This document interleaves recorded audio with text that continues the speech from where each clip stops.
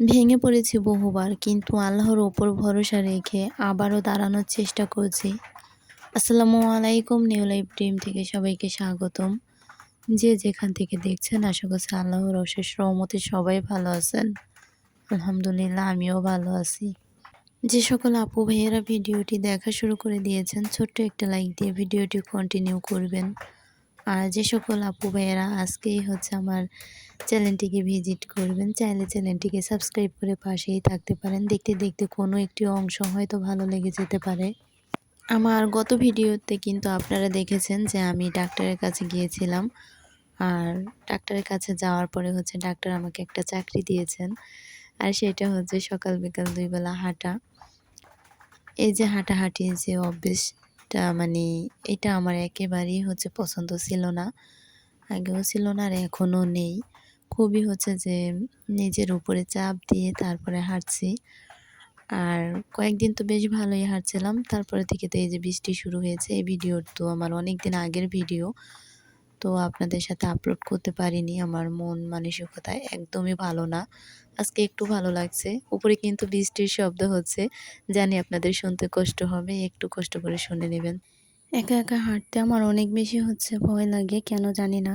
সকালবেলায় যে রাস্তায় একেবারে যে ফাঁকা থাকে, হয়তো ওই কারণেই।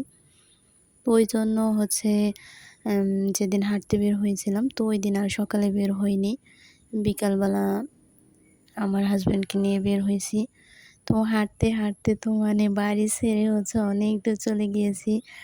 আর যেভাবে আমি হাঁটছিলাম, ওইভাবে হাঁটার আসলে কোনো প্রয়োজনই নাই। মানে একেবারে রিল্যাক্স, তেমন কোনো গতি দিয়ে হাঁটিনি। আর যতটুকু হাঁটছিলাম ওইটুকু যে আমার হাজব্যান্ড বলছিল জোরে হাঁটো, জোরে হাঁটো। তো আমি জোরে হাঁটতে পারি না, কেমন যেন ক্লান্তি ক্লান্তি লাগে। আর এই তো হাঁটতে হাঁটতে আমরা বাজারে চলে আসছি মুরগি নিব। তো ভাবছিলাম যে আবার সকালে আসব, তো সকালে আসার থেকে এখনই একসাথে নিয়ে যাই, ওই কারণেই নেওয়া। যা হারিয়েছি তার কষ্ট তো আছেই, আর যা পাবো তা আল্লাহর সুন্দর পরিকল্পনা, এই বিশ্বাসে আমাকে সবসময় বাঁচিয়ে রাখে। আমি কিন্তু ভয়েস তেমন ভালো করে দিচ্ছি না, তার কারণ যে খুব বেশি একটা ভালো লাগছে না। কয়েকদিন ধরে খুবই খারাপ লাগছে, ওই কারণে। আর অনেক বেশি ভিডিও জমা হয়েছে। ভিডিও আপনাদের সাথে শেয়ার করি বা না করি, প্রতিনিয়ত কিন্তু একটু একটু করে ভিডিও রেখেছি। তো এখন দেখি যে ফোনের গ্যালারি একেবারে ফুল। তার জন্যই আপনাদের সাথে একটু একটু করে কোনো রকম ভয়েস দিয়ে দিয়ে ভিডিও দিয়ে দিব ভাবছি। আর হাঁটতে হাঁটতে তারপরে বলছিল কী খাবা কী খাবা, তো ঝালমুড়ি দেখে তো আর হাঁটার কথা মনে নেই। এই যে এতক্ষণ পর্যন্ত কষ্ট করে হাঁটলাম, তার কি দাম রইল বলেন। এদিকে টাইগার খেয়ে নিলাম, তারপরে ঝালমুড়ি, দুইটাই ক্ষতিকর। হাঁটার কোনোই যে রইল না। তো যাই হোক, দাঁড়িয়ে দাঁড়িয়ে যে খেলাম, ওইটাই আমার কাছে ভালো লাগলো। যখন এইসব রাস্তার খাবার দেখি, তখন যে হাঁটার কথা বা ডাক্তারের নিষেধ সব কিছুই ভুলে যাই, আর কিছুই মনে থাকে না। বৃষ্টির কারণে আমি যত জোরে জোরেই ভয়েস দিচ্ছি না কেন, আস্তেই কিন্তু শোনা যাচ্ছে। জানি আপনাদেরও শুনতে কষ্ট হবে। আর এখন এই তো খাওয়া দাওয়া শেষ করে তারপরে আমরা বাড়িতে চলে আসছি। আর এটা আমাদের গ্রামের রাস্তা। মাগরিবের প্রায় কাছাকাছি সময়, তো ওই কারণে এমন অন্ধকার দেখা যাচ্ছে।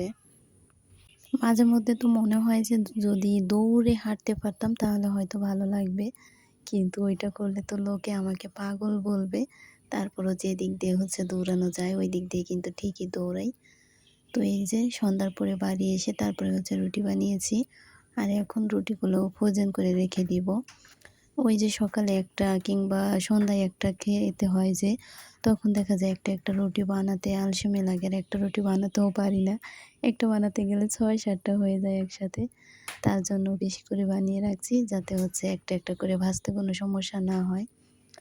আর আমি সবসময় এভাবেই বানিয়ে তারপরে রাখি। পলি নেই, পলি থাকলে আমি একটা পলির উপর আরেকটা রুটি দেই। তো সমস্যা নেই, এভাবে রাখতে, রাখতে আমার একটা অভ্যেস হয়ে গিয়েছে। আমার তেমন একটা সমস্যা হয় না। রুটিগুলো এই যে আমি একটু এলোমেলো করে রেখেছি।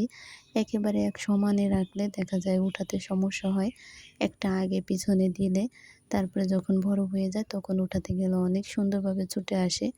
আমার সমস্যা হয় না, কিন্তু অনেকে দেখি এইভাবে রাখতে পারে না বা রাখলে তাদের সমস্যা হয়। যাই হোক, যে যেভাবে রাখে ওইটাই ভালো। ডাক্তার তো যেভাবে খেতে বলেছেন তা কিছুই আমি করতে পারি না। মাঝে মধ্যে ২-১ টা মানি, ২-১ টা মানি না। তো আমি আমার এক আপুর সাথে শেয়ার করেছিলাম। তো সে আমাকে বলেছিল যে, "ডাক্তারের কথা অনুযায়ী যদি তুমি খাও তাহলে তো দেখা যায় তোমার শরীরে কোনো প্রোটিন ঢুকবে না। তুমি অসুস্থ হয়ে পড়বে।" আর ডাক্তারের কথা অনুযায়ী খেতে, খেতে আমি মাঝে একটু অসুস্থ হয়েও পড়েছিলাম। যার কারণে পরে আবার বাদ দিয়েছি। এখন মনে হয় যে আমার নিজের যেভাবে চলে ফিরে শান্তি, খেয়ে শান্তি, ঠিক ওইভাবেই খাবো। আল্লাহ যা রেখেছেন ভাগ্যে তাই হবে। ডাক্তারের কথা অনুযায়ী পুরোপুরি চলতে গেলে আমি তো অসুস্থ হয়ে পড়ি, চলতে পারি না। তো কি আর করার আছে?